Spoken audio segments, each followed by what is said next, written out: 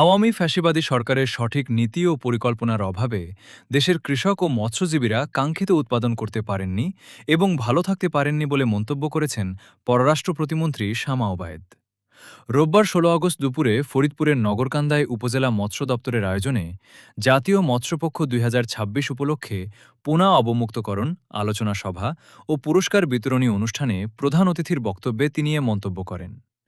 শামা ওবায়েদ বলেন, সরকার গঠনের পর কৃষি ও মৎস্য খাতকে সর্বাধিক গুরুত্ব দেওয়া হয়েছে।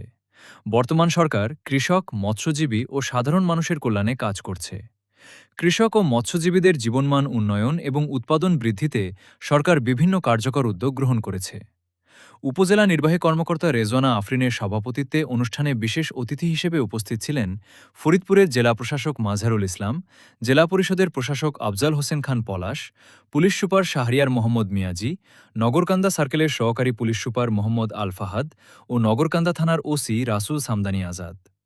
এছাড়া উপস্থিত ছিলেন উপজেলা বিএনপির সাবেক ভারপ্রাপ্ত সভাপতি হাবিবুর রহমান বাবুল তালুকদার, সাবেক সাধারণ সম্পাদক সাইফুর রহমান মুকুল, সাংগঠনিক সম্পাদক শওকত আলী শরীফসহ জেলা ও উপজেলা পর্যায়ের সরকারি কর্মকর্তা-কর্মচারী এবং রাজনৈতিক নেতৃবৃন্দ। অনুষ্ঠানে উপজেলা মৎস্য কর্মকর্তা আবদুল্লাহিল আবরারের সার্বিক তত্ত্বাবধানে আলোচনা সভা শেষে মৎস্য খাতে বিশেষ অবদানের জন্য বিভিন্ন ব্যক্তি ও প্রতিষ্ঠানের মধ্যে পুরস্কার বিতরণ করা হয়। এর আগে স্থানীয় জলাশয়ে বিভিন্ন প্রজাতির মাছের পোনা অবমুক্ত করেন অতিথিরা। বিস্তারিত দেখুন ভিডিওতে। গণমাধ্যম লাইভ, লাজিব মিয়া, ফরিদপুর। এবং নগরকান্দার মৎস্য বাজার, দুগ্ধ বাজার অচিরেই নির্মাণ হবে। নগরকান্দার বিভিন্ন রাস্তাঘাট, যেমন নগরকান্দা থেকে বিশ্বরোড হয়ে পুরোপাড়া হয়ে বিশ্বরোড পর্যন্ত যে রাস্তা, সেটা পাকা নির্মাণ করেছে এবং অনেক পরিকল্পনা আছে। তাই প্রিয় বন্ধুরা, আপনারা ধৈর্যের সাথে মোকাবেলা করবেন। এবং আপনারা দেখেছেন এই আওয়ামী দোসররা, শেখ হাসিনার প্রেতাত্মারা অনেকেই এখানে ঘোরাফেরা করছে, বিভিন্ন রকম উস্কানির কথা বলছে। আপনারা বিএনপি সোচ্চার থাকবেন, এই উস্কানির কথা বলতে আপনারা সঠিকভাবে বিচার দেবেন, প্রতিহত করতে হবে। এক সময় দেশটাকে বলা হতো মাছে ভাতে বাঙালি, এখন আর সেটা হয় না, এখন পরিচিত বাঙালি। সেই মাছ এখন আর পাওয়া যাচ্ছে না। দেশে মাছ উৎপাদন করতে হবে, মাছের উৎপাদন বাড়াতে হবে, সেই লক্ষ্যে কাজ শুরু করেছিলেন আমার নেতা শহীদ প্রেসিডেন্ট জিয়াউর রহমান সাহেব।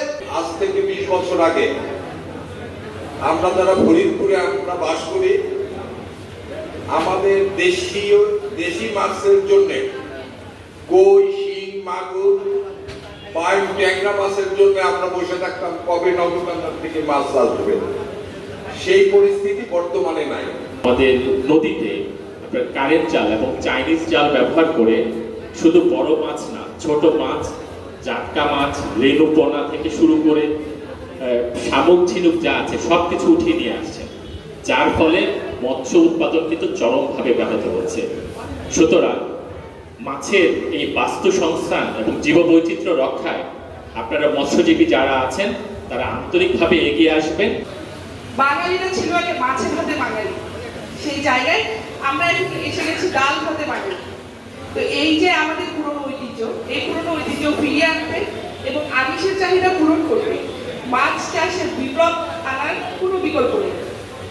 প্রতিদিন সকাল থেকে রাত পর্যন্ত মাথার ঘাম পায়ে ফেলে কৃষক শুধু নয়, আমাদের কৃষক ভাইরা শুধু নয়, কৃষানী বোনরাও, তারাও কিন্তু মাঠে কাজ করে।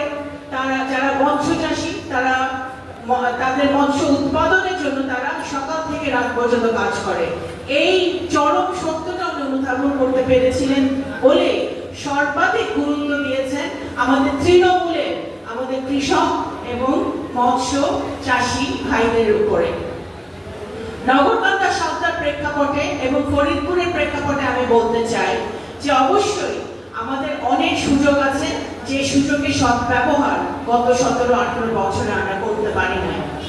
এই কারণ সরকারের কোনো সঠিক, গত যে ফ্যাসিবাদী সরকার ছিল সে সরকারের কোনো সঠিক পলিসি ছিল না। যে পলিসি না থাকার কারণে আমাদের মৎস্যজীবীরা, কৃষকরা তারা ভালো উৎপাদনও করতে পারে নাই, ভালো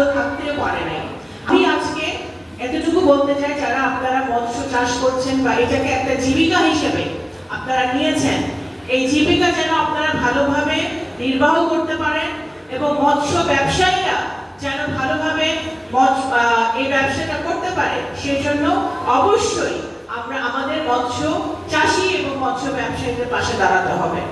আমাদের নদী নালা খাল খননগুলো আরো বেশি আমাদের এই উপযোগী করতে হবে, যাতে আমরা আজকে যেই কাজটি করলাম মাছের পোনা ছেড়ে বা মাছ আমরা পানিতে ছেড়ে, সেই কাজটা আমরা যেন আমাদের কৃষক ভাইরা মৎস্য চাষী ভাইরা যেন ঠিক মতো করতে পারে, সেই জন্য সঠিকভাবে তাদের পাশে থাকতে হবে।